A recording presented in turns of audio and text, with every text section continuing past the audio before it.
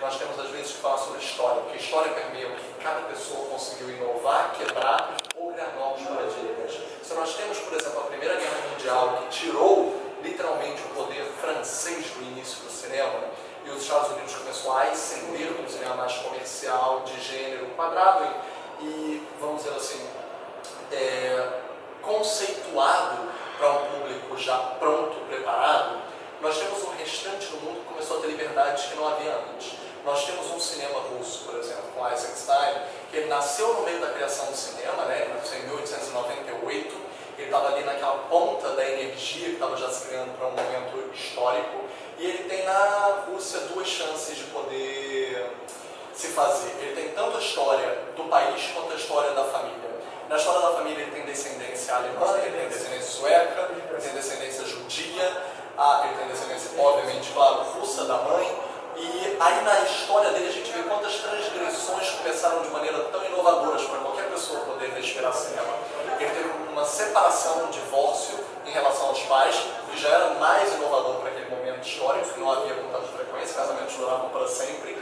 O pai vai para um lado, a mãe vai para o outro, ele passa a morar com a mãe, visita às vezes o pai, ele começa a se deslocar com uma facilidade muito grande, que vai marcar a filmografia dele, ele vai viajar para sempre, eternamente, desde o início da família dele, e ele tem essa questão territorial, regional, politizada, porque ele desde o princípio foi contra o regime opressor dos czares na Rússia, ele viu que os pais dele sofreram, ele tinha uma parte de família judia, então ele também vai ver a ascendência europeia contra os judeus em termos de puritanismo étnico, racial, que vai crescer muito grande, e essas perseguições vão inspirá-lo a entrar para o Exército Vermelho. Ingressando na universidade,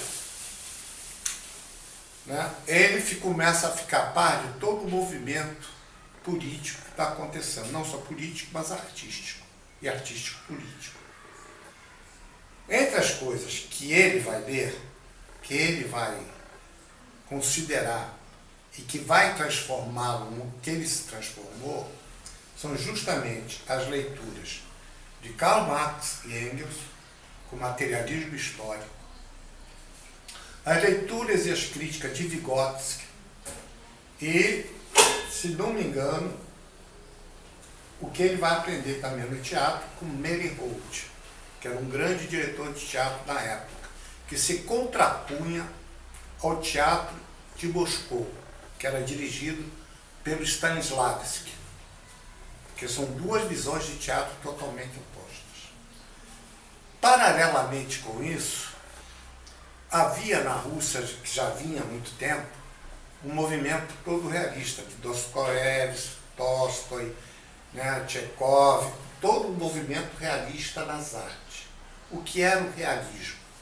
O que é, não só especificamente o realismo russo, mas o realismo. Ele é um antagonista ao romantismo. E nesse contexto, e no contexto político da época, de muitos movimentos sociais contra o poder, e todos os poderes instalados, contra a igreja, contra o poder político, eles vão crescer e que vão desaguar na Revolução de 1917. A partir daí, que ele sai da universidade, se inscreve no partido, ele vai também para a Academia Militar. E lá na Academia Militar, ele passa a estudar arte estrangeira, principalmente a arte japonesa. Se você pegar um paralelo, por exemplo, com a filmografia do Akira Kurosawa, nós temos uma cultura completamente diferenciada dos silêncios. Ok, vai parecer redundante falar silêncios no meio da era muda, mas quando o cinema mudo é uma questão mais teatral, visual, cênica, gestual, quando você estuda a cultura oriental do Japão, você detém daí algumas propriedades.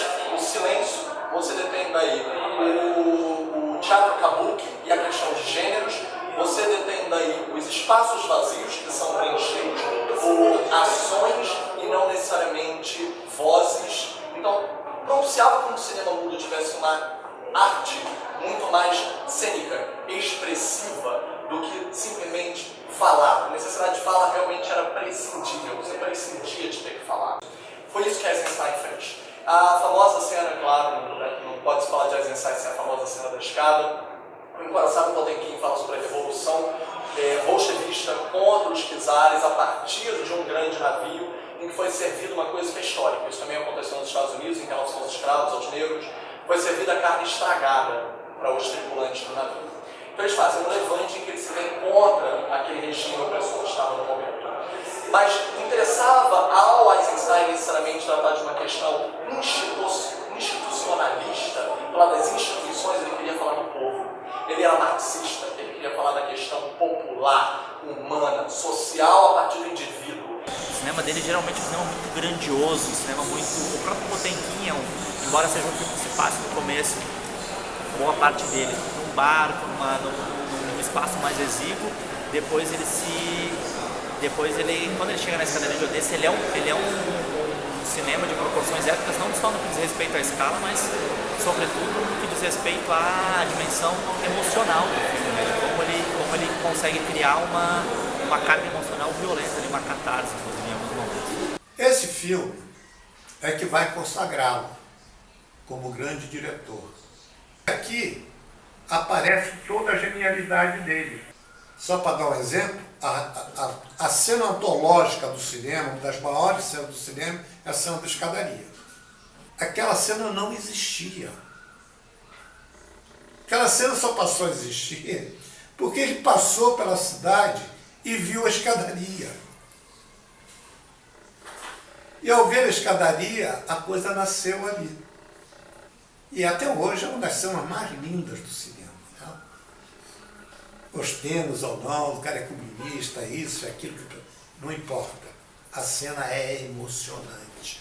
Então você vai ver, por exemplo, na famosa simbólica cena da escada, ele fala muito mais do que pegar um líder, um general, um marechal do navio e envergonhá-lo frente ao povo. Você vai ver muito mais a opressão na cena de uma mãe sendo assassinada, seu carrinho de bebê descendo a escada de maneira incontrolável, a metáfora da escada ser a própria escalada social de várias questões, desde a base piramidal até o topo de privilégios, a corrida desempestada do povo, que também tem um movimento sociológico chamado mob. Você tem uma questão de... é como se fosse a questão do gado, onde um gado corre, todo gado corre e esmaga. Então você tem numa só cena uma decupagem de edição a fazer o drama daquela mãe que está morrendo, o drama do carrinho que está caindo, o drama da escada das pessoas que estão acendendo, correndo e fugindo. Você tem inúmeras cenas, o contraste com a plaquinha fora tem. E numa imagem só, numa montagem só. Isso era sem precedentes para aquela galera do cinema. O filme, a gente tem que observar no filme, porque ele é o filme-chave de toda a obra. Está tudo ali o que ele pensa de cinema. Porque ali ele vai usar a famosa ideia de Marx dos contraditórios, né? Da contradição, do antagonismo, tudo está ali no filme. Porque desde o plano, passando pelas cenas, passando pela sequência, tudo é antagônico um ao outro. E como consequência desse antagonismo sai uma causa. Né? Sai um resultado, e esse resultado vira o antagonismo da cena que vai se seguir, ou do plano que vai se seguir. Então ele é todo feito da contradição. Por quê? Porque isso move a ação, torna a ação interessante e gera conflito. Então você tem conflitos o tempo inteiro, entre sequências, entre planos e entre cenas. E quando ele estudou a língua japonesa, existe uma questão teórica do ideograma japonês, em que se você já prestou atenção na forma como o japonês fala ou escreve, os ideogramas deles têm vários rabiscos que se complementam. Quando eles se complementam, eles são uma palavra que se forma uma nova palavra.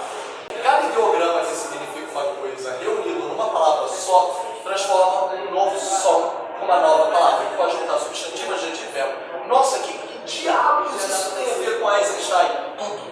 Porque o cinema político dele só vai ser possível porque ele vai poder brincar com as imagens. Porque a edição dos filmes dele vão ser ideogramas japoneses que formam novas palavras de acordo com o que você as entrelaça. A principal contribuição dele é realmente a teoria da montagem, né? A questão da montagem métrica, da montagem rítmica, tonal, atonal e montagem ideológica. Sobretudo a montagem ideológica, né, que é um conceito que ele fomenta desde o princípio, enfim. E até é interessante ver como o filme, como Tempos Modernos tem isso, usa isso no começo, aquela cena dos trabalhadores e das ovelhas. Né? Eisenstein, claro, é conhecido pela montagem, mas por quê? Porque em filmes como Greve, Outubro, O Encoraçado Potemkin, ele ataca os czares sem precisar levantar a plaquinha de Aquários. Fora Temer, golpe no Brasil, louvável, ótimo, incrível. Eu aplaudo eles na atualidade. Mas o que o Eisenstein fez na época do filme? Ele não levantou a plaquinha. Ele contrapôs imagens que diziam praticamente fora, você pega fora, você pega Temer, e você bota a imagem fora, contraposta com a imagem Temer, e você diz fora Temer sem ter que levantar uma placa que diga isso.